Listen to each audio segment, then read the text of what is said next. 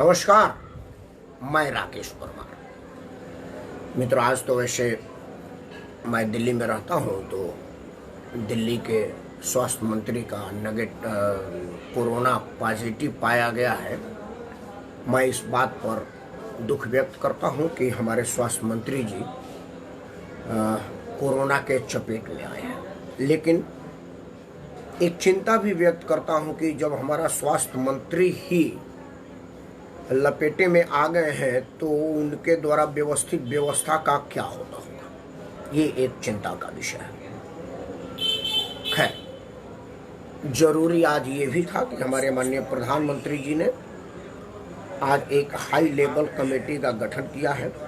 आज चीन के जो नया विवाद हो रहा है उस पर उन्होंने बहुत कड़ाई से उनका सामना करने के लिए किया।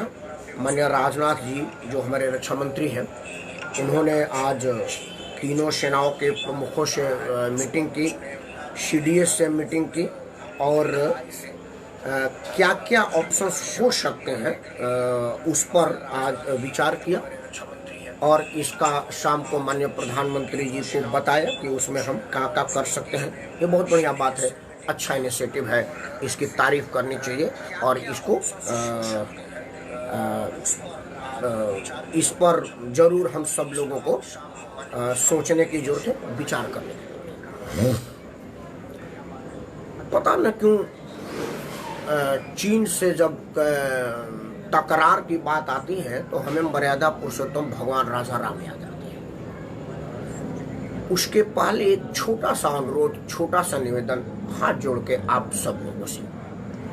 मैं माना कि आप अपनी महंगी फोन पटक नहीं सकते, फेंक नहीं सकते, आपके पास चीन का महंगा फोन है, महंगा लैपटॉप है, महंगे इंस्ट्रूमेंट है, कई गैजेट्स आपने चीन का ले रखा है। चंद्रकला जी, मैं आपसे बात करूंगा, थोड़ा अपनी बात रखो। आप ऐसा नहीं कर सकते, ऐसा हो सकता है, ये संभव भी है, आप नहीं कर सकते हैं, लेकिन क्या एक चाइनीज ऐप को अपने मोबाइल से रिमूव नहीं कर सकते? आपसे बंदूक ले जाकर के लड़ने के लिए नहीं कहा जा रहा है, ये नहीं कहा जा रहा है कि आप जा करके आप लड़ने लगे, ऐसा आपसे कहा ही नहीं जा रहा है। लेकिन ये संभव नहीं है कि आप चाइनीज प्रोडक्ट का बहिष्कार करें, चाइनीज ऐप का बहिष्कार करें। जिस स्तर पर भी आप कर सकते हैं चीन का, उसका विरोध करें, उसका वो करें, ये संभव नहीं है था। मेरा मतलब आज बात यही से था कि क्या हम ये नहीं कर सकते? आप सीमा पर जाकर के लड़ेंगे नहीं, मैं नहीं कह रहा हूं कि आप जाइए और सीमा पर लड़िए, वहां पर बंदूक चलाइए, ये तो आपसे कहा ही नहीं जा रहा है। मेरा आज अनुरोध है आपसे कि कृपया, आज कई लोगों का वीडियो आया चीन को ललकारते हुए, और आपको पता है वो टिकटॉक पे आया, जो चाइनीज ऐप है। मतलब कितनी हंसी वाली बात है कि आप चीन का विरोध कर रहे हैं चीन के ऐप से, मतलब एकदम हंसी आ रही है। मतलब ये उसी तरह का हुआ कि हमारे देश में एक प्रधानमंत्री थे, उन्होंने कहा था हिंदी दिवस पर कि Hindi is my national language, I and must love like and respect it. ये उन्होंने हिंदी दिवस पर अंग्रेजी में बोला था। वही है, आप चाइना का विरोध चाइनीज टिकटॉक से कर रहे हैं, ये बिल्कुल ही इस विषय पर विचार करना पड़ेगा। तो मैं और बात करूं मर्यादा पुरुषोत्तम भगवान श्री राम के ऐप का, मर्यादा पुरुषोत्तम प्रबंधीय सिस्टम का, उससे आपको एक छोटा सा उदाहरण देता हूं कि वो है क्या और उससे होगा क्या। मित्रों, इसमें कहीं कोई दो राय नहीं है कि चीन दुनिया की महाशक्ति में एक है। चीन की सामरिक क्षमता हमसे ज्यादा है, चीन की सैन्य बल हमसे ज्यादा है, चीन की अणु बम, परमाणु बम की क्षमता ज्यादा है, और उससे बड़ा चीन में वफादारों की संख्या हमसे ज्यादा है। क्योंकि चीन के किसी भी राजनीतिक दल ने घोर विरोध होने के बाद भी चीन के राष्ट्रपति से नहीं पूछा कि भारत के मीडिया में ये बात तय रहा है कि आपके 40 लोग मारे गए, उनके 20 लोग मारे गए हैं, तो आप उसका सबूत दो कि आपने 20 लोगों को मारा, उसका फोटो दिखाओ। चीन में ये मांग नहीं उठी है। लेकिन हमारे भारत के कुछ नेता लोग हैं जिनको नकार दिया गया है या जो सक्षम नहीं है, उन लोगों ने ये ज़रूर मांग किया है कि आप क्या कर रहे हैं हमें बताएं, चीन के साथ किस तरह की वार्ता चल रही है हमें सुनाएं। पता न क्यों सुनाए, क्या वो कोई फीड लेकर के उनसे मिल करके उसकी बातें कहने जा रहे हैं या क्या उनका मनसा ही मैं नहीं जानता।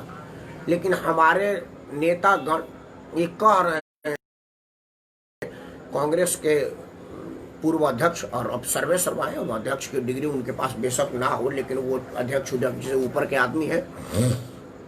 उनका वीडियो आया श्री राहुल गांधी जी का कि प्रधानमंत्री क्या कर रहे हैं बताएं। उन्हीं के पार्टी के उत्तर प्रदेश के अध्यक्ष और भारत के पूर्व विदेश मंत्री सलमान खुर्शीद साहब का आया कि हमने तो सुना था कि चीन के राष्ट्रपति के साथ हमारे प्रधानमंत्री का बड़ा बढ़िया संबंध है, तो फिर क्यों नहीं वो बात करते हैं। मतलब उनको ऐसा लगा जैसे वो सोनिया गांधी से फोन पर बात कर लिए थे कि भाई आप आतंकवादियों पर रो रही थी, उतना आसान है एक देश से दूसरे देश से लोगों का बात करना। वो उनको ऐसा लग रहा है जैसे यूट्यूब पर हम वीडियो बना करके बात करते हैं, आपसे फेसबुक पर बात कर रहे हैं, इतना ही आसान है चीन के राष्ट्रपति से बात कर लेना। उनको ये लग रहा होगा क्योंकि उनको पता है कि जनता ये सब प्रश्न पूछेगी नहीं कि भाई चीन के राष्ट्रपति से बात करना है, गली में खड़ा धोबी से नहीं कि मेरा कपड़ा को प्रेस करेगा। मतलब उनको इस बात समझना चाहिए कि बात वो किससे करने की कह रहे हैं, चीन के राष्ट्रपति से बात करने की बात नहीं हो रही कि भाई कपड़ा को प्रेस होगा। ये बात उनको समझना पड़ेगा, उनको बात बताना पड़ेगा। लेकिन चलिए, हमारे यहाँ तो राजनीति है और ये लोग राजनीति पर कुछ भी करेगा, राजनीति के लिए कुछ भी करेगा। मैं बात कर रहा था मर्यादा पुरुषोत्तम भगवान राजा राम की प्रवृत्ति के क्षमता में, क्योंकि अगर युद्ध की ठंड गई तो क्या होगा। क्योंकि चीन अपने कुचक्रों, चीन अपने चाल से वो मानेगा नहीं। चीन का जो सिस्टम है उससे वो ये करेगा कि हमें परेशान करता रहेगा। चीन के राजदूत, यहाँ भारत के राजदूत अपने समकक्ष से मिलकर कहेंगे कि हमने अपने फौज को वापस ले लिए हैं, और चीन का और लोग कहेंगे कि युद्ध नहीं करते और वहां का सेना अपने युद्ध की तैयारी करती रहेगी। ये चीन का, इसमें हम क्या क्या कर सकते हैं। कुछ लोगों ने मुझे मार्गदर्शन दिया, मैं चाहता हूं फिर उनकी बातें पढ़ लूं, फिर मैं अपनी बात करूंगा। चंद्रकला जी को नमस्कार, ललित गर्ग साहब को भी नमस्कार बोल रहा हूं मैं। चंद्रकला जी ने मेरे को ऊपर मार्गदर्शन दिया है, मैं पहले उनकी बात पढ़ लूं। भोज प्रताप सिंह तोमर साहब को नमस्कार। चंद्रकला जी ने लिखा है कि कल शाम को 6 बजे लाइक जवानों के। हाँ, बहुत बढ़िया चंद्रकला जी, बहुत ही शानदार होगा। आप जैसी संगीतमय श्रद्धांजलि होगा, अगर आप आएंगी तो देश के नौजवानों का मनोबल बढ़ेगा। हम जैसे लोगों का मनोरंजन के साथ साथ मनोबल भी बढ़ेगा, क्योंकि गीत संगीत कई बार मनोबल बढ़ाने के लिए और मनोबल ऊंचा करने के लिए बहुत कामयाब होती है, बहुत कारगर होती है, और आपको जरूर आना चाहिए। इस बात का हम आपका स्वागत करेंगे चंद्रकला जी, हम इंतजार करेंगे कल 6 बजे आपका। एनीवे, मान लिया कि युद्ध की ठन गई, मान लिया कि युद्ध की अब ठन गई है, तो क्या करेंगे हम? भारतवासियों को क्या करना चाहिए? हम भारतवंशियों को क्या करना चाहिए? जो हम सब देश से प्रेम करते हैं उनको क्या करना चाहिए? सबसे पहले राष्ट्रीय अंतर्राष्ट्रीय कानून क्या कहता है, क्योंकि हमने कभी अंतर्राष्ट्रीय व्यापार नहीं किया, कि हमको मालूम नहीं है कि जो हमारा ट्रीटी है, जो चीन को अभी दिल्ली मेरठ रेल कॉरिडोर के लिए जो चीनी कंपनी शंघाई टनल कंपनी को दी गई है, उससे थोड़ा सा ही कम हमारा लार्सन एंड टुब्रो का था। क्या हम उसको किस तरह से उसे मैनेज करके उसको दे सकते हैं? चीन के काम का जो बड़े बड़े टेंडर दिए गए हैं उसको हम किस तरह से उसका बहिष्कार कर सकते हैं? हमको इस विषय पर अपने सरकारों से बात करनी चाहिए, हमें उनके समर्थन देना चाहिए ट्विटर के माध्यम से, फेसबुक के माध्यम से, कि भाई देखो हम आपके साथ हैं, अगर हमको कुछ नुकसान भी होगा तो कोई बात नहीं, आप चीन से इस तरह का समझौता तोड़ें। लेकिन वो थोड़ा मुश्किल काम है, क्योंकि हम भी बहुत ज़्यादा चीन पर डिपेंड करते हैं। चीन में मोबाइल बनाने के रॉ मटेरियल चीन के पास है बहुत सारा। देखिए हम अगर चीन पर प्रतिबंध लगाएंगे तो चीन अपने इन्फ्लुएंस लगा करके दुनिया में हमारे बाजार पर प्रतिबंध लगाएगा, तो ये बहुत ज़्यादा कारगर साबित नहीं होगा और ये बहुत ज़्यादा उपयुक्त भी नहीं होगा। लेकिन लोग सामान ना खरीदे ये तो उपयुक्त हो सकता है ना। जिस तरह से माननीय प्रधानमंत्री जी कहा था कि आपको फलाने टाइम पर फलाने बजे लाइट जलाना है, ताली बजाना, पूरी देश ने एक होकर के ताली बजाया। एक मैसेज गया कि भाई हम सब देशवासी अपने डॉक्टरों के साथ हैं, अपने प्रधानमंत्री के साथ हैं। मैं मानता हूं कि प्रधानमंत्री अपने श्रीमुख से ये बात नहीं करेंगे, लेकिन क्या ऐसा नहीं हो सकता है कि हम with in 2 day Chinese apps को रिमूव कर दें? मैं आपसे ये नहीं कह रहा हूँ कि जो आपने चीन का मोबाइल रखा है उसको पटक दीजिए, ये मैं नहीं कह रहा हूँ। आदरणीय ओंकारनाथ सिंह जी को मैं सादर प्रणाम बोला, उन्होंने कुछ लिखा है, मैं 2 बात कह दूँ उसके बाद आदरणीय ओंकारनाथ सिंह जी की बात करूँगा। मैं ये नहीं कह रहा कि आपने चीन का जो महंगा मोबाइल है उसको पटक दीजिए, जो आपके घर में चीन के इंस्ट्रूमेंट है उसको आप बाहर फेंक दीजिए, क्योंकि ये बड़ा काम है, आप लोग नहीं कर पाएंगे, क्योंकि उसमें से तो बहुत से लोग लोन पर और किस्त पर संभाल लिए होंगे। उस समय पटकने की मांग करो तो ये जायज़ नहीं है, ये संभव नहीं है, होगा भी नहीं। लेकिन कम से कम जो आपके मोबाइल में ये टिकटॉक है, ये और कई ऐप्स हैं, मैं तो अपने मोबाइल में चाइनीज ऐप ही नहीं रखता। मेरे मोबाइल में व्हाट्सएप, फेसबुक और ट्विटर के अलावा और कुछ नहीं है। मेरे मोबाइल में कुछ है ही नहीं है। मैं और गेम जैसा कुछ चीज़ रखता ही नहीं हूँ। आप मेरे को कभी टिकटॉक पर वीडियो नहीं देख। मैं ट्रू कॉलर जैसे जिस दिन से मुझे पता चला कि चाइनीज ऐप पे मैं ट्रू कॉलर हटा दिया। मैं मुझे नहीं जरूर जानना कि किसका फोन आ रहा है, मेरे पास कौन से संदिग्ध कॉल आ रहे हैं, जो आएगा बाद में नाम पूछ लूंगा, हमको उसकी जरूरत नहीं। हमने कोई इंस्टॉल कर दिया जैसे मुझे पता चला कि चाइनीज ऐप है। हमने तो शुरुआत कर दी है कि मेरे पास एक चाइनीज ट्रू कॉलर था, हमने उसको रिमूव कर दिया। क्या है आप टिकटॉक को एक साथ सब लोग रिमूव करके मैसेज नहीं साथ, अपने जवानों के साथ, अपने देशवासियों के साथ है, ऐसा नहीं कर सकते? कृपया आप जरूर करिए, ये आपसे हाथ जोड़ करके प्रार्थना है। अब दूसरी बात आती है, जो मेरा हेडिंग था मर्यादा पुरुषोत्तम भगवान श्री राम के प्रबंधकीय पर। अगर युद्ध की ठन गई, युद्ध हो गया, तो हम क्या करेंगे? आप कल्पना करिए भगवान राम का वन में 2 भाई का जाना। अकेले 2 भाई सब राजपाट छोड़ के चले गए थे, तीर धनुष सब त्याग करके पैदल सन्यासी ग्रुप में। उनके शरीर पर कोई वस्त्र भी नहीं था, सन्यासियों वाला वस्त्र था, मतलब एक धोती जिसे वो पहनते भी और उसी से लपेटते भी थे। और ठन किससे गई? उस वक्त का राजाओं में राजा मतलब रावण से। मतलब रावण का मतलब समझ लीजिए कि चीन, Japan, America, south Korea, north Korea सब मिलके एक हो गए और एक गांव का सिंपल आदमी अकेले लठ लेके निकल गया। इस तरह की सिचुएशन थी। अब भगवान राम क्या करते? उनके पत्नी का अपहरण कर लिया था राम। क्या करते भाई? या तो वो कहते कि अब क्या करो भाई, इतना बलशाली आदमी है, अब मैं जा रहा हूँ, जाने दीजिए, या उनके पांव पर गिर के कहता कि छोड़ दीजिए मेरे पत्नी को, मैं तो एक अबला आदमी हूँ। नहीं, भगवान मर्यादा पुरुषोत्तम जब तक राजा राम अयोध्या में थे तब तक वो राजकुमार बने थे, लेकिन जो वन में गए और वन से वापस आए तो वो मर्यादा पुरुषोत्तम भगवान राम हो गए, क्योंकि उन्होंने मर्यादा का प्रदर्शन किया। आदरणीय ओंकारनाथ सिंह जी बात पढ़ लो, फिर मर्यादा पर बात करो। ओंकारनाथ सिंह लिख रहे कि भाई साहब नमस्कार, यदि मौका मिले तो बहुत से लोग सीमा पर जाकर गोली भी चला सकते। आदरणीय ओंकारनाथ सिंह जी, बिल्कुल आपके भावनाओं को सलाम है, आपको प्रणाम है। मेरे जो फौज के लोग वहाँ पर है, जिनको ट्रेनिंग मिली हुई है, वो सफिशिएंट है, वो काफ़ी हैं। उनको जरूर और लोगों को जरूरत नहीं है सीमा पर जाने की। आप चीन का कमर तोड़ सकते हैं, आप चीनी सामान का खरीदना बंद कर दीजिए। चीनी ऐप को तो इंस्टॉल कर ही सकते हैं, आप उसको रिमूव करें अपने मोबाइल से। भाई चीन को पता चल जाएगा कि भारत के लोग एक हैं, क्योंकि उन सब लोगों ने चीन को मैसेज दे दिया है कि अभी तो तेरा ऐप रिमूव किया है, कल तेरा बिजनेस रिमूव करेंगे। तो क्या होगा आप समझ लीजिए, ये आप समझिए। संजय पांडे जी को नमस्कार। आप सबसे पहले चीन का ऐप रिमूव करके दिखाई ना भाई, छोटा कदम है, बहुत छोटा कदम, इसमें कुछ नहीं पैसा लगने वाला। मैं आपको मोबाइल पटकने की बात नहीं कर रहा, आपका लैपटॉप पटकने की बात नहीं कर रहा, और जो चीन का सामान आपके घर में है मैं उसको फेंकने की बात नहीं कर रहा, वो बड़ी बात हो जाएगी। सिंपल बात है कि जो चाइनीज ऐप आपके मोबाइल में है वो आपके मतलब का नहीं है, आप उसको रिमूव कर दीजिए। एक बार करके भारतवासी दिखाए, पता चल जाएगा। एनीवे, अब बात हो रहा था मर्यादा पुरुषोत्तम राम के। मर्यादा पुरुषोत्तम राम जब अयोध्या में थे तो राजकुमार थे। वन गमन के एक दिन पहले उनको ये बताया गया कि भाई अब आप राजा बनेंगे, आपका राज तिलक हो रहा है, लेकिन उनको वन जाना पड़ गया। वन में जा करके उन्होंने जो अपनी व्यवस्था दी, अपना जो कार्य किया, तब वो मर्यादा पुरुषोत्तम, उन्हीं मर्यादा की बात कर। वन में आए 2 अकेले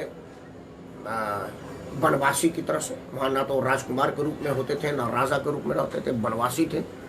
उनके पत्नी को रावण अपहरण कर ले गया। संसाधन के रूप में उनके पास कुछ नहीं था, और दूसरा ऑपोजिशन वाला सर्वाधिक शक्तिशाली था, जिसके पास उस वक्त के सारे आधुनिक विमान से लेकर के और अग्न्यास्त्र थे, राक्षसों का जखीरा था उसके पास, और था भी कहाँ, समुद्र पार, जहां जाने का कोई साधन नहीं था। देख के आदमी को डर लग जाएगा कि भाई अब क्या करे, वो तो एक ऐसी जगह जहां मैं जा नहीं सकता। ऐसे में कोई भी आदमी का हिम्मत जवाब दे जाएगा और वो अपने नसीब पर रो करके कहेगा कि भाई अब क्षमा करिए, मैं क्या करूं, अब मेरे बस की बात नहीं। लेकिन तभी वो मर्यादा पुरुषोत्तम काला, उन्होंने कहा कि नहीं, हार नहीं मानेंगे। हमारे अटल जी ने कहा था ना, हार नहीं मानूंगा, रार नहीं मानूंगा, काल के कपाल पर लिखता मिटाता हूँ, गीत नहीं गाता हूँ। अटल जी की कविता थी, आप उसको याद करिए। हार मत मानिए। मर्यादा पुरुषोत्तम राम से इन्फ्लुएंस था वो अटल जी का वो कविता की, हार नहीं मानूंगा, रार नहीं ठानूंगा, काल के कपाल पर लिखता मिटाता हूँ, गीत नहीं गाता हूँ। मर्यादा पुरुषोत्तम भगवान श्री राम के बाद पर आदरणीय सत्येंद्र नारायण मेरे बड़े भाई हैं, आपको बड़े भाई साहब सादर प्रणाम बोल रहा हूँ। आपने मुझे मार्गदर्शन दिया है, मेरे लिए बड़ी उपयोगी होगा। मैं चाहता हूँ कि सत्येंद्र भाई को तो पहले सादर प्रणाम बोले, उसके बाद उनकी मार्गदर्शन को पढ़ूं, मेरे लिए उपयोगी है। सत्येंद्र भाई प्रणाम। आप लिख रहे हैं, सत्येंद्र भाई लिख रहे हैं कि जो भी व्यक्ति अभी सवाल करता है उसको देश से निकालने के लिए कानून बनाना चाहिए। अभी समय एकजुट होकर सैनिकों के मनोबल बढ़ाने का, राजनीति करने का नहीं, चाहे वो व्यक्ति जो भी हो। सत्येंद्र भाई आप बिल्कुल ठीक कह रहे हैं, हर भारतवासी यही कह रहा है, लेकिन लोकतंत्र है और यहाँ छूट है बोलने की। सब लोग बोलेंगे, लेकिन हम और आप समझ रहे हैं ना कि हमको हमारे देश के प्रधानमंत्री के हाथ मजबूत करना है। बस इतना ही हमारे प्रधानमंत्री का शक्ति है, क्योंकि राहुल जी ने नरेंद्र मोदी को वोट देकर के प्रधानमंत्री नहीं बनाया, ना सलमान खरसूद ने, ना माया मोदी ने, ना मुलायम सिंह ने, ना ममता बनर्जी ने, तेलुगु देशम के हेड ने। नरेंद्र मोदी को प्रधानमंत्री बनाया है सत्येंद्र नारायण सिंह के वोट ने, राकेश परमार के वोट ने, संजय पांडे के वोट ने, ओंकारनाथ सिंह के वोट ने, निर्मल सिंह के वोट ने, शिवाजी सिंह के वोट ने, नरेंद्र भाई के वोट ने।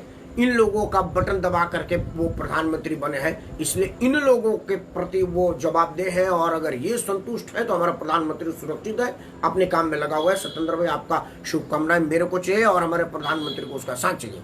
संजय पांडे जी लिख रहे हैं, उनकी भी बात पढ़ लो। संजय पांडे लिख रहे हैं कि लड़का का शादी में, हाँ वो कार्ड मिल गया, आपका मिला है कार्ड, आएंगे आपके, लेकिन आप वो कोरोना में बेटे का ब्याह कर रहे हैं, ईश्वर सब कल्याण करे। मैं बात मर्यादा पुरुषोत्तम की कर रहा था। भाई सत्येंद्र भाई इतने बड़े आदमी हैं, उन्होंने मुझे मार्गदर्शन दे दिया तो मैं रोक दिया। जिस तरह से अयोध्या में मर्यादा पुरुषोत्तम राम थे, सत्येंद्र भाई भी हमारे लिए बड़े आदमी हैं, हमारे लिए आदर्श है और हमारे लिए सम्मानीय है, इसलिए इनकी बात को रखा। लेकिन फिर आता हूँ मर्यादा पुरुषोत्तम भगवान राम के प्रबंध की क्षमता पर। अब सीन थी कि वो एकदम विकट परिस्थिति, समुद्र के पार शक्तिशाली राजा जिसके पास आधुनिक अस्त्र शस्त्र और लड़ाका थे, और ये 2 राजकुमार वनवासी, इनके पास कुछ नहीं था। आप कल्पना कीजिए, उसके मुकाबले भारत और चीन तो करीब करीब बराबर है। थोड़े बहुत परमाणु बम उसके पास ज्यादा और थोड़े बहुत सैनिक ज्यादा है। तो क्या वो सारा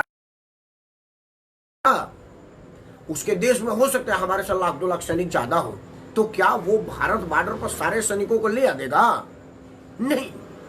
तो सीमा पर तो फिक्स सैनिक लड़ेगा ना, 2,000, 10,000, 5,000। तो 2,000, 10,000, 5,000 तो हमारे पास भी है।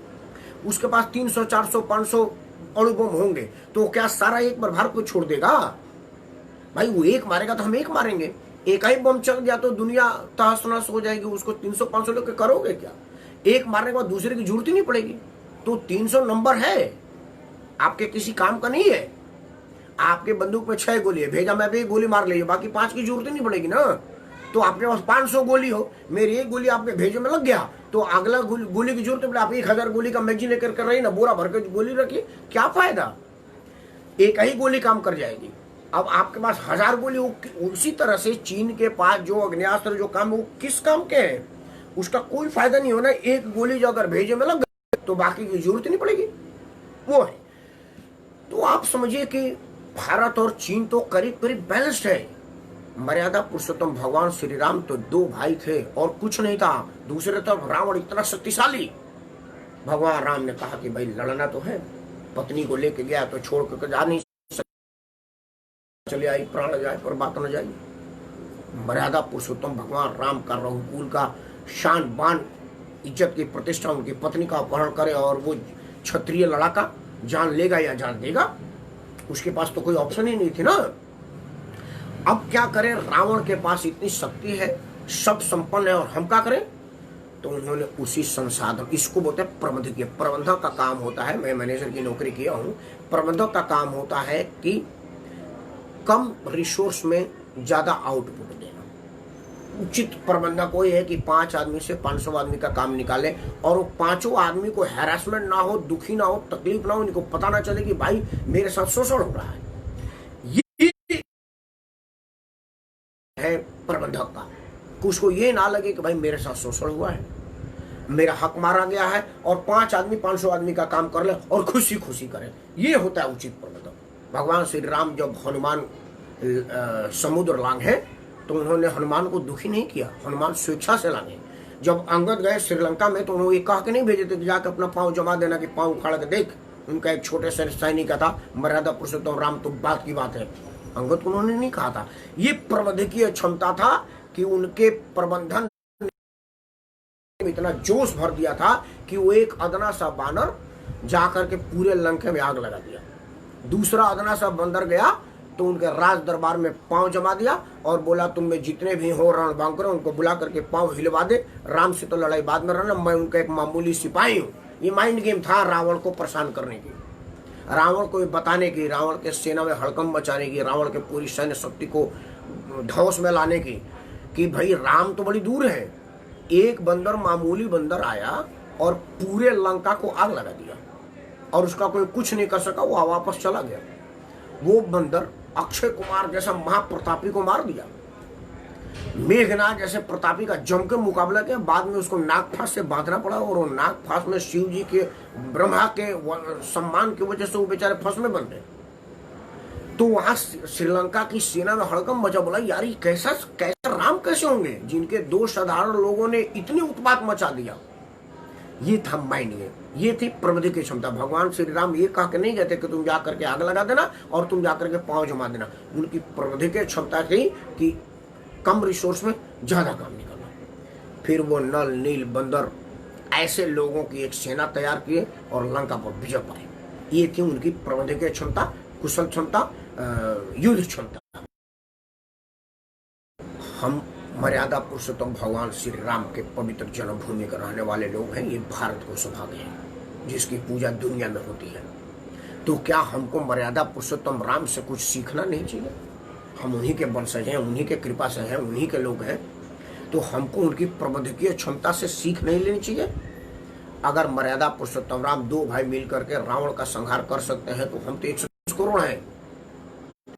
30 करोड़ में प्रत्येक आदमी राम है, क्योंकि हम में, तुम में, घटक हम में घट घट व्यापक राम। भगवान राम कहां नहीं है? हम तो ये सोचना है, और अगर हम ये सोच लेंगे तो चीन, अमेरिका, जापान, रूस जो मुकाबला डट के करेंगे वो हमारा कुछ नहीं कर पाएगा। हमको ये सोचने की जरूरत है, हमको ये समझने की जरूरत है। आदरणीय प्रेमनाथ द्विवेदी जी को सादर प्रणाम बोल रहा हूँ। आपने लिखा है जय श्री राम। जय जय श्री राम द्विवेदी जी, बहुत बहुत धन्यवाद आपका, आपका आशीर्वाद मिला।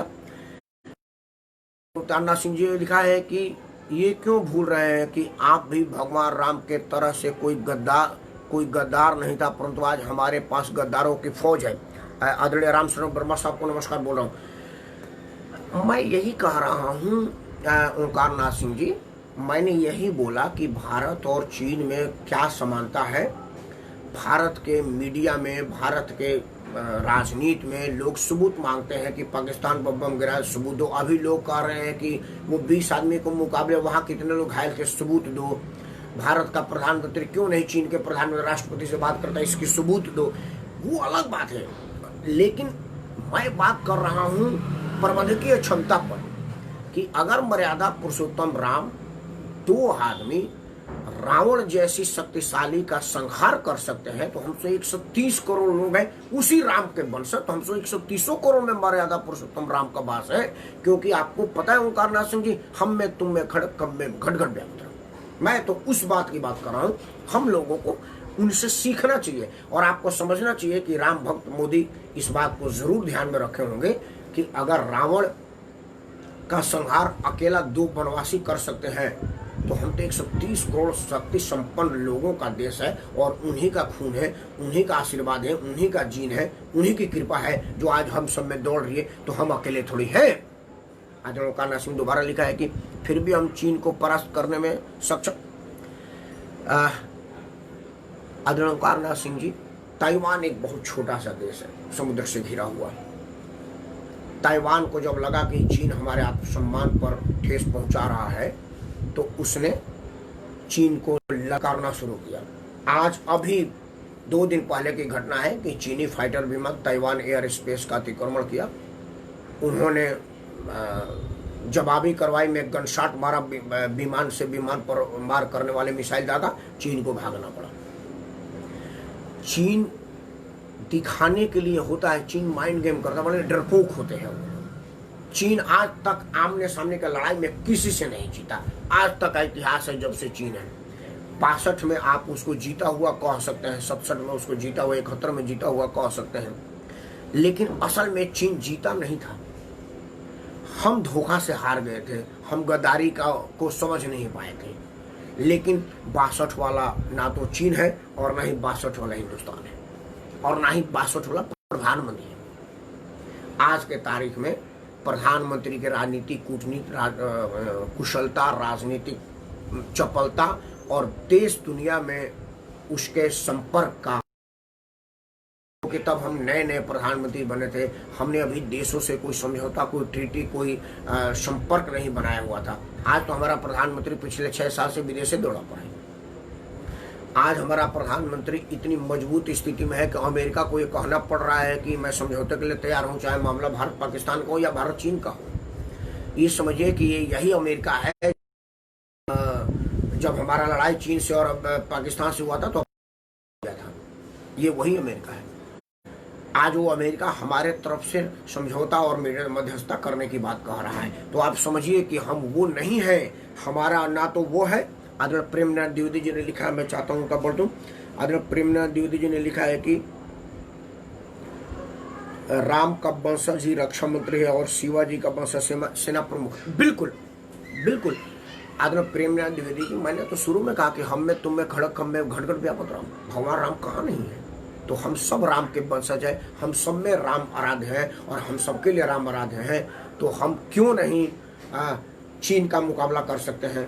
लेकिन वो कहा जाता है कि नहीं होता। एक पत्थर तो तबीयत से उछालो यारो, एक पत्थर तो उछालिए, और वो आपको उछालना है, वो मोदी जी को नहीं उछालना है, राजनाथ सिंह को नहीं उछालना है, वो नरवड़े को नहीं उछालना है, वो भदौड़िया जी को नहीं उछालना है, वो आपको उछालना है। शुरुआत करिए ना चीन के ऐप को रिमूव करके अपने मोबाइल से, एक बार करके देखिए कि अभी तो ऐप रिमूव हुआ है, अब प्रोडक्ट रिमूव होगा तब जा। एक बात और मैं चाहता हूं, अपने बनिया लोगों को एक बात सीधी सीधी बता देना चाहता हूं कि हे हमारे बिजनेस प्रियो, आप एक बात जान लीजिए कि अगर आप इमोशनल ब्लैकमेल करने के लिए कहेंगे कि अब क्या करें, हम तो पैसा फंसा दिए, अब तो गरीब व्यापारी मरेगा, तो वो नहीं चलेगा। सिनेमा वाले पाकिस्तानी कलाकारों को काम पर दे देते हैं, पैसा कमा को चले जाते, कहते क्या करेगा, तो पैसा कमा के चलेगा तो भारतीय मरेगा। नहीं, तुम मरोगे, क्योंकि जान के विश्व संग्रह करहीं कहें उमापति काहे न मरहीं। लिखा हुआ है कि भाई अगर आप जान के विष संग्रह करहीं कहूँ उमापति, मतलब भगवान शिव ने कहा कि भैया अगर तुम विष खाओगे तो मरोगे, इसलिए विष का संग्रह हमको करना, तो हम नीलकंठ है, तुम नहीं हो। इसलिए अगर आप हमारे भोजपुरी में कहावत है कि गधा की यारी और लात का सनसनाहट, अगर आप गधे से यारी करोगे तो लात का तो खतरा आपको बना ही रहेगा। तो अगर आप भारतीय आन बान और स्वाभिमान को धता बताते हुए चीन से बिजनेस करोगे तो मरोगे, बिजनेस में मात खाओगे। नुकसान खाओगे, इसकी जिम्मेवारी भारत सरकार पर नहीं है और भारतीय जनता पर नहीं है। मैं सबसे हाथ जोड़ के प्रार्थना करता हूं कि आप इस इमोशनल ब्लैकमेल में ना आए कि क्या करेगा चीन से तुम संभाल ले ली, क्योंकि एक बार जब उनको झटका लग जाएगा, उनको लग जाएगा कि हमारी कमर टूट गई, अब ये लोग नहीं मानेंगे, तो मैं दावे के साथ कह सकता हूं कि फिर लोग कोई चीन से सामान खरीदने की गुस्ताखी नहीं करेगा, चीन से सामान खरीदने के विषय में सोच भी नहीं सकता है। इसलिए हमारे अध्यक्ष कुंवर अजय सिंह जी को सादर प्रणाम बोल रहा हूँ। अजय सिंह जी, आप क्षत्रिय के साथ थोड़ा बहुत चीन के विरोध में भी एक आध लाइन बोला करें, आपके फैन फॉलोअर ज़्यादा हैं, देश दुनिया में क्षत्रिय समाज पर आपका बहुत अप्रोच है और आपको पता है कि जब भी युद्ध होती है हमारी तलवारों ने ही हमारे देश की रक्षा की थी। जब जब युद्ध हुआ है क्षत्रिय आगे आया है। कुंवर अजय सिंह हमारे अखिल भारतीय क्षत्रिय महासभा के राष्ट्रीय अध्यक्ष हैं और देश दुनिया में क्षत्रियों में जितने इनका अप्रोच है, क्षत्रियों में जितना इनका सम्मान है, मैं नहीं समझता कि कोई और लोगों का है। अगर कुंवर अजय सिंह जैसा आदमी फेसबुक लाइव में एक दिन हाथ जोड़कर प्रार्थना कर दे कि हम सभी क्षत्रिय समाज से अनुरोध करते हैं कि चीनी ऐप का विरोध करें, चीनी सामान का विरोध करें, तो मैं समझता हूं कि बहुत सारे क्षत्रिय इनके बात में आएंगे। कुंवर अजय सिंह, आपको हाथ जोड़कर प्रार्थना करते हैं कि कल के फेसबुक लाइव में मैं सुनूंगा आपकी बात। आप जरूर एक बार शुरुआत में आप क्षत्रिय अस्मिता को बोलिए, क्षत्रियों की बात में बोलिए, क्षत्रिय स्वाभिमान को बोलिए, जो बोलते रहते हैं। ठीक, आप जा रहे हैं, बहुत बढ़िया जा रहे हैं, आप अपना लाइन मत छोड़िए, लेकिन बीच बीच में एक शब्द जरूर, शुरुआत में, बीच में और फिर अंत में। जैसे मैं अंत में भारत माता की जय बोलता हूँ, आप भी एक बार हाथ जोड़ के प्रार्थना कर दे कि ठीक है। आप सभी क्षत्रिय रणबांकुरों से प्रार्थना करता हूँ कि आप चीन सामान का बहिष्कार करें, कम से कम चीनी ऐप का तो रिमूव कर ही दें। जो आपका टिकटॉक उकटॉक जो चीनी ऐप आपके मोबाइल में है, इसको तो रिमूव कर सकते, इसमें कोई पैसा नहीं लग रहा, आपका कोई खर्चा नहीं हो रहा। मैं समझ रहा हूँ कि कुंवर अजय सिंह जैसे आदमी की ये अपील हमारे देशवासियों और हमारे खासतौर से क्षत्रिय समाज पर असर करेगा। बाकी ओंकार नाथ सिंह जी है, प्रेमनाथ देव है, रामस्वरूप वर्मा जी है, आप सब के सब इस बात को मानेंगे, इसके बात को कहेंगे तो जरूर आपका असर होगा। खैर, मैं आप सबसे हाथ जोड़ कर प्रार्थना करता हूँ कि कृपया इस वीडियो को लाइक और शेयर करें, ताकि देश में ये वीडियो फैले कि हम डरे ना, क्योंकि अगर 2 लोग रावण का संहार कर सकते हैं तो 130 करोड़ लोग तो पूरे दुनिया का संहार कर सकते हैं, अगर वो अपने पे आ जाए तो। हमारे देश का एक बंदर जा करके श्रीलंका में आग लगा सकता है, दूसरा बंदर जा करके अपना पाँव जमा सकता है और कह सकता है कि तुम्हारी हिम्मत है से तो औकात हो तो पाँव को हिला कर देख लो, हम तो भगवान राम के एक साधारण बंदर हैं, तुमको राम की शक्ति का पता चल जाएगा। तो आप समझिए कि हम कहाँ हैं, हम कितने में हैं, हम कितने शक्तिशाली हैं। इन्हीं शब्दों के साथ आप सबसे प्रार्थना है, दोबारा हाथ जोड़ के प्रार्थना है कि आप चीन का बाइकाट करें, चीनी सामान का बाइकाट करें और शुरुआत चीनी ऐप का बाइकाट करके तो जरूर करें। तब जा करके चीन को ये पता चलेगा कि 130 करोड़ लोग एक हैं, चाहे देश में जो भी आवे। आदरणीय ओंकार नाथ सिंह जी ने अंतिम में लिख दिया, मैं चाहता हूँ उनकी बात पढ़ लूँ। आदरणीय ओंकार सिंह लिखा है कि जी आप बिल्कुल सही कह रहे हैं, आप रूस के बारे में कुछ बताएं, आज के समय में उसका क्या समझा जा रहा है। रूस अभी चीन और भारत के बीच बैलेंस का काम कर रहा है। चूंकि क्या हुआ कि जो हमारा अभी का नेतृत्व है ना, नरेंद्र मोदी जी का नेतृत्व रूस के जगह अमेरिका पर डिपेंड ज़्यादा है, लेकिन फिलहाल रूस और भारत में कुछ रक्षा समझौते पर बल दिया गया है। रूस तटस्थ की भूमिका निभा सकता है अगर हम उसके अपने बिजनेस के प्रलोभन में और पुराने रिश्तों को याद दिलाएं। हमारा पहले क्या होता था कि हम सिर्फ रूस पर डिपेंड होते थे, वो बाद में पता चला। आदरणीय नरसिम्हा राव साहब जब प्रधानमंत्री, तो एक छोटी सी उदाहरण आपको देता हूँ, आप इतराइए कि हमारे देश में कभी नरसिम्हा राव जैसा भी प्रधानमंत्री था। नरसिम्हा राव साहब को रूसी भाषा आती थी। वहाँ के राष्ट्रपति को लगा, मिखाइल गोर्बाचोव उस वक्त हुआ करते थे जब राजीव गांधी जी देश के प्रधानमंत्री थे। मिखाइल गोर्बाचोव, बधाई हो राकेश परमा जी, कुंवर अजय सिंह, कुंवर अजय, हाँ अजय जी नमस्कार, आपका आशीर्वाद बना रहे कुंवर साहब। मिखाइल गोर्बाचोव उस वक्त वहाँ के राष्ट्रपति थे और राजीव गांधी जी यहाँ के प्रधानमंत्री थे। वहाँ के दोनों लोगों के समझौता हुआ, जो रक्षा सौदा हुआ उस वक्त रूबल रुपया और रूसी उसमें था, रूसी रुपया का कुछ अवमूल्यन हुआ था। तो उन लोगों ने कुछ बात किया, नरसिम्हा राव साहब इसको पकड़े, रूसी भाषा समझने से अब क्या करते, वो बड़ा मुश्किल बात आ गई। ऑन द टेबल बात हो रही थी, वहाँ अंग्रेजी में बोलते तो समझ लेते, हिंदी बोलते तो इंटरप्रेटर बैठे हुए थे, क्योंकि हिंदुस्तान से प्रतिनिधिमंडल गया था। तमिल राजीव गांधी को आती नहीं थी। नरसिम्हा राव साहब ने कहा कि रुको, राजीव गांधी कई बार भोजपुरी के पुट बोले, हम कुछ भोजपुरी बोल करके देखते हैं। तो नरसिम्हा राव साहब का ऑन रिकॉर्ड है, ये कोई दत्त कथा नहीं है। नरसिम्हा राव साहब ने कहा कि तनी अभी रोक दिया जाओ, एक और रुपया धीरज बुझाता। राजीव गांधी जी चूंकि रहने वाले बेशक थे, बट मेरठ अमेठी में जाते थे तो चुनाव प्रचार में, तो वहां तो लोगों से भोजपुरी में बात करते होंगे। नरसिम्हा राव को इस बात दिमाग में आई कि भोजपुरी के कुछ, राव साहब तो भोजपुरी हिंदी मैथिली कुछ बोलते थे, तो उन्होंने बोला कि अभी तो नहीं, रुक जाइए, एक और रुपया धीरज बुझाता। और उसके बाद उसको संस्कृत में भी कुछ कहे। नरसिम्हा राव को लगा कि अगर संस्कृत में मैं बहुत ज्यादा बोलूंगा तो कंप्यूटर इसका इंटरप्रेटर पकड़ लेगा, क्योंकि संस्कृत कंप्यूटर का भाषा है, पकड़ लेगा। भोजपुरी नहीं पकड़ेगा, क्योंकि भोजपुरी इसके कंप्यूटर में नहीं होगा। राजीव गांधी रोक दिए कि next meeting will be held tomorrow. अब उसके बाद वो वापस आ गए। रसिया के प्रति हमारा बिजनेस का मूल्य तब से ही शुरू हुआ। रसिया करता क्या था कि वो सारी बात सामानों को देता था और हमको औने पौने, हमको अनाप शनाप कीमत देता था, ऐसा कुछ विशेषज्ञों ने बताया है। दूसरा क्या था कि रसिया को भी गुमान हो गया था कि भारत रक्षा का सौदा हम ही से करेगा। अमेरिका दुनिया में हथियार के अलावा और भी कई चीज था। अमेरिका की चौधरी दुनिया में थी। मोदी जी को लगाई जाए उसके पहले नरसिम्हा राव साहब के बाद श्री मनमोहन सिंह जी भी अमेरिका के साथ अपना संबंध मजबूत करना चाहे। उन्होंने परमाणु समझौते के टाइम में और समझौते के टाइम में वो अमेरिका के करीब है। फिर हमारा सरकार अमेरिका के करीब जाता दिखाता हुआ प्रतीत हुआ। उसकी शुरुआत सरदेव चंद्रशेखर जी के टाइम में हुआ, जिसका कोई नाम नहीं लेता। सरदेव चंद्रशेखर जी इराक ईरान युद्ध के दौरान अमेरिकी विमानों को तेल भरने की इजाजत दिया था। उस वक्त बहुत बदनामी भी हुई थी, क्योंकि उस वक्त ये बात आम चर्चा हुआ था, क्योंकि सद्दाम हुसैन से हमारा बड़ा बढ़िया संबंध था। रूस हमारा पारंपरिक मित्र है, दगा नहीं देगा, आदरणीय प्रेमनाथ द्विवेदी जी लिख रहे हैं। जी मैं इस पर आता हूं। तो बड़ा शौक, क्योंकि उस वक्त हमारा इराक के राष्ट्रपति से हमारा बड़ा मधुर संबंध था। भारत और उनका संबंध बहुत बढ़िया था, लेकिन फिर भी अमेरिका के नजदीक जाने और अंतर्राष्ट्रीय रक्षा कानूनों के तहत हमको तेल देना पड़ा। वहीं से अमेरिका से हमारा नजदीकी बढ़ी। हालांकि रूस और अमेरिका की जगह अमेरिका दगाबाजी कर सकता है, क्योंकि ऐसा कोई सगा नहीं जिसको अमेरिका ने ठगा नहीं, लेकिन फिर भी हम इतनी ज्यादा उससे रक्षा एग्रीमेंट किए हैं कि वो अपने हितों की रक्षा के लिए हमारा साथ देगा।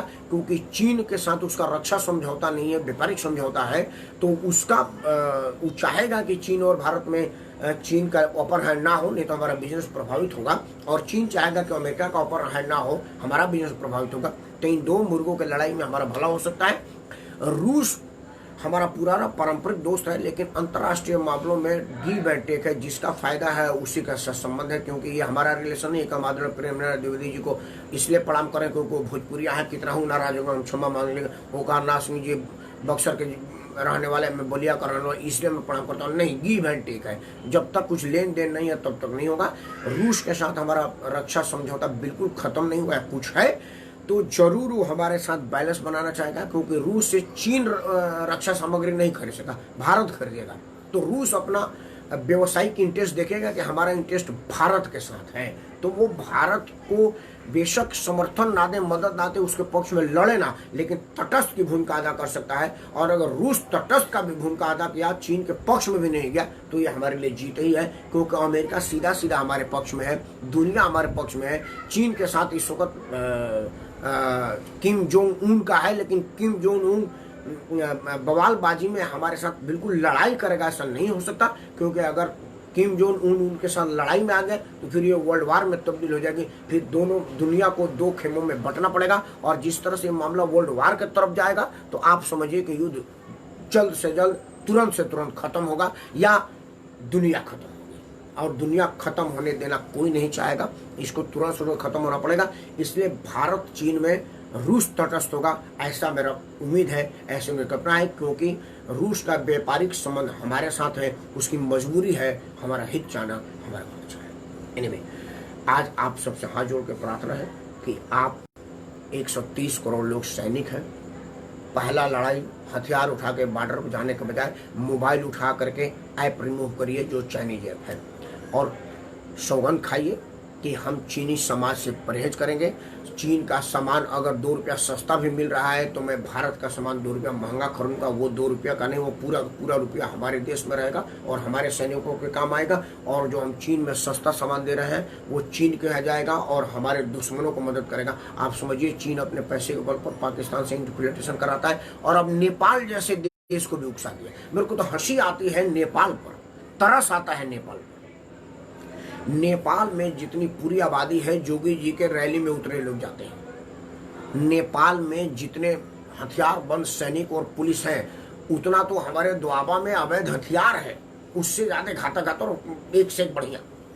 हमारे पूर्वांचल में उतने हथियार की तो पूरे नेपाल के फौज में है और नेपाली बात जानता है, लेकिन उसको पता है कि भारत सहिष्णु देश है, पहले आक्रमण नहीं करेगा, इसलिए वो शेर के मुंह पर मेढक उछलता रहता है ना, उसी तरह से उछल रहा है। उसको पता है कि अगर शेर ने अंगड़ाई ले ली वो अंदर चला जाएगा। लेकिन चीन उसको कह रहा है, पैसा दे करके उसको अपने इन्फ्लुएंस में फंसा रहा है, पटा रहा है कि भारत 3-4 चरणों पर, 3-4 फ्रंट पर एकाएक युद्ध करने की सोचेगा नहीं और हमारे दबाव में रहेगा और इससे दुनिया का ध्यान डाइवर्ट होगा कोरोना से अलग हट कर। अब देखिए ना, हमारे टीवी पे कोरोना खत्म हो गया, अब चीन चल रहा है। दुनिया के टीवी पे यही चल रहा है कि भारत चीन में गर्मा गर्म माहौल हो गया, भारत चीन में क्या होगा। इससे चीन फायदे में है कि कोरोना की महामारी पर उस पर ध्यान नहीं जाएगा।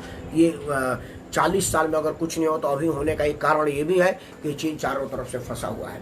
एनीवे, वीडियो बंद करने से पहले एक बार फिर अपील, चीन का बहिष्कार करें, चीनी सामान का बहिष्कार करें। शुरुआत अपने मोबाइल में से चाइनीज ऐप को रिमूव करके करें। अगर आप इसे समर्थन करते हैं तो मेरे इस वीडियो को लाइक और शेयर करके अपना आशीर्वाद प्रदान करें, ताकि आपके माध्यम से लोग जाए। और शेयर करते वक्त पहले #बाइकआउट चीनी ऐप, बाइकआउट चीनी मटेरियल, बाइकआउट चीनी गुड्स जरूर लिखें, तभी जा करके फायदा होगा।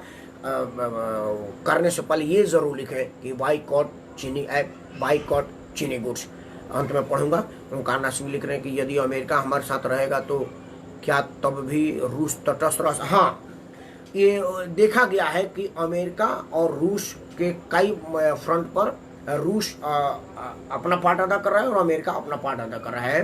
रूस कभी भी भारत को ये नहीं कहेगा कि आप अमेरिका से बिल्कुल अलग हटो तब हम आपके साथ आएंगे, ऐसा वो कह नहीं सकता है, ऐसा वो कहेगा भी नहीं। हमारे अध्यक्ष कुंवर अजय सिंह ने लिखा है, मैं चाहता हूं कि उनकी बात पढ़ दूं। कुंवर अजय सिंह को मैं नमस्कार बोल रहा हूं। आपने लिखा है कि रूस काकन सूर्यवंशी क्षत्रिय है, लेकिन समय और काल में रूस में भी सामाजिक परिवर्तन हुआ, लेकिन किसी देश का मूल आधार कभी परिवर्तित नहीं होता है। वाह, बहुत धन्यवाद। यही ना कुंवर अजय सिंह का मतलब। ये देखिए, कुंवर अजय सिंह की क्षत्रियों पर शोध बताती है कि जो रूस है वो काकन क्षत्रिय है। जो क्षत्रिय में, जैसे मैं प्रमाण क्षत्रिय हूँ, रघुवंशी चंद्रवंशी होते हैं, उस तरह से काकन क्षत्रिय होते हैं। मेरे रिश्तेदार काकन में, मेरी फूफा की शादी काकन राजपूत में हुई है, तो वो कह रहे हैं कि वो है, लेकिन वहाँ कितना हो परिवर्तन हो तो रूस का रूट परिवर्तन नहीं हो सकता। रूस हमारे साथ रहेगा। कुंवर अजय सिंह की बातों में अगर मान लेते हैं तो रूस हमारे साथ रहेगा। रूस किसी भी रूप में हो, रूस को हमारे साथ देना ही पड़ेगा, उसके पास कोई और ऑप्शन नहीं है। बीपी भाई को मैं सादर प्रणाम बोल रहा हूँ। मित्रों, वैश्विक महामारी कोरोना से बड़ी बार चीन और भारत का ये टसल है। मेरा दुआ है कि चीन को ईश्वर सद्बुद्धि दे और जल्द से जल्द वो समझे कि जब एक सैनिक के मुकाबले 4-4 सैनिक मल्लयुद्ध कर रहे थे तो 20 की जगह 40 मरे हैं। अगर समझ लीजिए कि इनमें से 40-40 हो जाते, बराबर हो जाता, तो क्या होता। चीन ये समझ रहा होगा और समझ गया होगा। आप चीनी बॉर्डर पर बंदूक लेकर ना जाए, लेकिन कम से कम अपने मोबाइल से चीनी ऐप को रिमूव करें, चीनी सामान का बहिष्कार करें। ये विरोधी राजनीति में ना फंसे कि लोग कह रहे हैं कि जी हमको आप सामान खरीदने से मना करो और पुल बनाने का ठेका उसको दे दो। नहीं, वो अंतर्राष्ट्रीय मजबूरी है, अंतर्राष्ट्रीय दबाव है, वो एक अलग मामला है। लेकिन आप पर कोई दबाव नहीं है। आप चाहे तो सामान लें, आप चाहे तो सामान ना लें, क्योंकि आप ना तो बियाना समझौते में आते हैं और ना ही अंतर्राष्ट्रीय व्यापार समझौते में आते हैं। ओंकार नाथ सिंह ने धन्यवाद बोला है, मैं आपको सादर प्रणाम बोल रहा हूँ। अंत में, हारेगा कोरोना, जीतेगा हिंदुस्तान, मेरा भारत महान। और आप सबको जय श्री राम। बाइकआउट चीन, रिमूव चीनी ऐप। धन्यवाद।